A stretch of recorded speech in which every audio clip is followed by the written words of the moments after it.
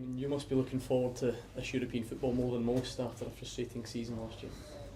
Yeah, definitely. I think obviously everybody at the club can't wait for tomorrow night. Since the draw came out, it's been something that's been definitely in our minds all of pre-season. But for myself, obviously this is my first competitive game for 6 months, so it's something that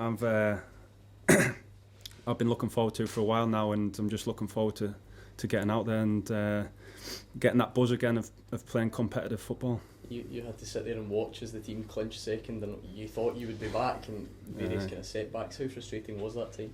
Yeah, it was. I think initially I was supposed to be out for maybe 3 or 4 weeks, so to be out for 3 or 4 months or whatever it ended up being was a frustrating time. But I think a lot of footballers have obviously been in that boat, and it's just one of them things that you just have to bounce back from. And that's what I intend to do now. Sean Hutchinson's obviously left. Is it as simple as you trying to fill his centre-half slot? I don't know. I think I've played in numerous positions throughout my career. Currently, obviously, I think it is looking as if I might be playing centre-half, but the manager's spoken in the press about wanting to bring another centre-half in for competition, and to be honest, after the end of season I had last year, as long as I'm available for selection and out on the pitch, that's all that matters to me at the minute. You seem to be, the injury came such a bad time for you because you were playing such some good football for the right back and playing every week. Is that something you feel you can get back to quickly?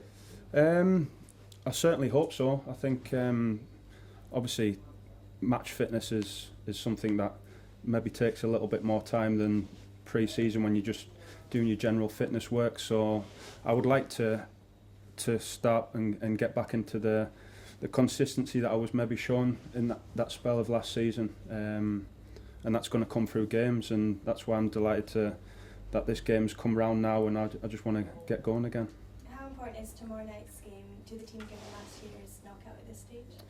It's huge. I think it's probably a totally different outlook this match compared to the games that we played in previously, where we weren't necessarily the favourites. It's swung round a little bit where the onus is on us more this game to go out there and to get a victory to take over to Iceland next week. But I think, as anyone's seen the Celtic game last night, it's not always as straightforward as people presume, and no doubt they'll be coming to sit in maybe and make it difficult for us to get the victory. So we might have to be very patient at times, and then hopefully when we do get the chance to capitalise on some space and whatever, we need to make the most of it and get some goals to take over there.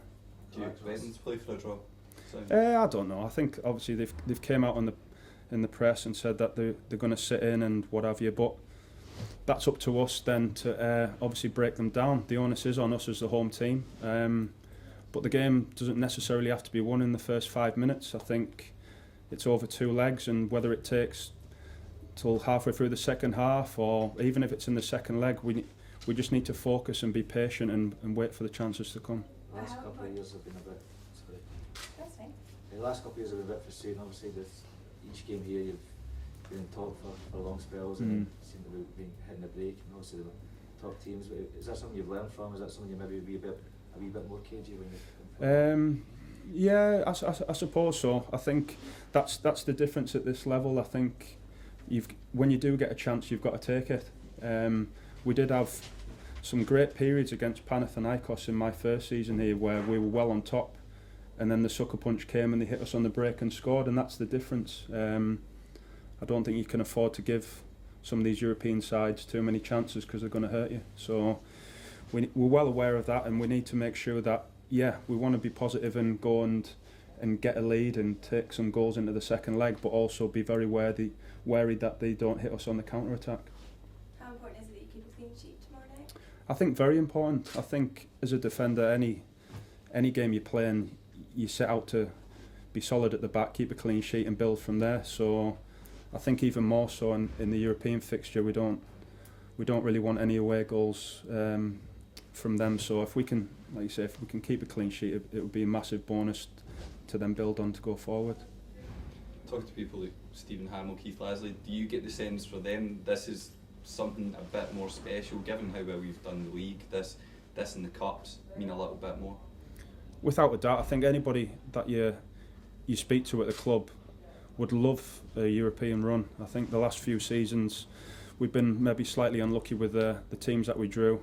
Obviously, the Russian side last season, on paper, were very strong. So were Panathinaikos, Levante the season before. So I think there is a lot of optimism around the club that we can hopefully get through this tie.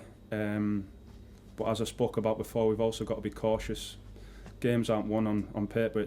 We've got to go out there and be very professional and show our quality, which we have shown to finish second in the league last season. I think everybody's well aware of the group that we have, how tight-knit we are, and we need to go out and show that in the European game tomorrow and again next week.